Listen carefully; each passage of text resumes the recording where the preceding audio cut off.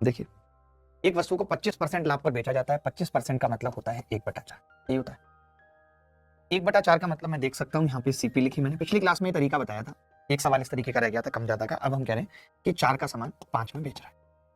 जब एक चीज को 40 रुपए कम करते हैं, सीपी को विक्रय मूल्य को 40 बढ़ा देते हैं, तो 50% का लाभ होता है। 50% यानी 1/2, यानी अब 2 पे 1 का लाभ होता है। अब सीपी और एसपी का अनुपात 2:3 है। अच्छा, ये 2:3 कब हुआ है? जब ये तो 40 कम है यानी माइनस, और ये 40 ज्यादा। तो मैंने यही बताया था कि अगर कम है तो माइनस लगा देंगे, ज्यादा है तो प्लस, और अगर दोनों कम होती तो कोई जरूरत नहीं थी किसी साइन की, दोनों ज्यादा होती तो भी कोई जरूरत नहीं थी किसी साइन की। अब क्रॉस प्रोडक्ट लगा देंगे। क्रॉस प्रोडक्ट कैसे सिखाया था? 4 तिया 12, 5 दूनी 10, 12 और 10 का अंतर 2, 2 की वैल्यू आएगी कैसे? 2 की गुणा 40 से 80, माइनस करेंगे अंतर निकालने के लिए, 3 की गुणा -40 से 120, तो 80 और -120 का अंतर निकालेंगे तो ये जुड़ जाएगा, 200 हो जाएगा, यानी 2 की वैल्यू 200 आ रही है। सवाल में नया विक्रय मूल्य पूछ रहा है। नया विक्रय मूल्य पहले मैं पुराना निकाल लूं, 5 की कितनी होगी? तो आप कहेंगे 5 की 500 होगी, और आपको मालूम है कि आपने 40 बढ़ाया है नए निकालने के लिए, तो 540 होता है।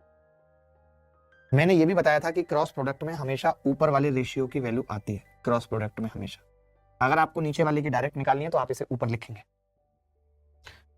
सिखाया था अच्छे से क्रॉस प्रोडक्ट लगाना, नहीं सीख पाए तो ये आपका फॉल्ट है भाई, यही कहूंगा।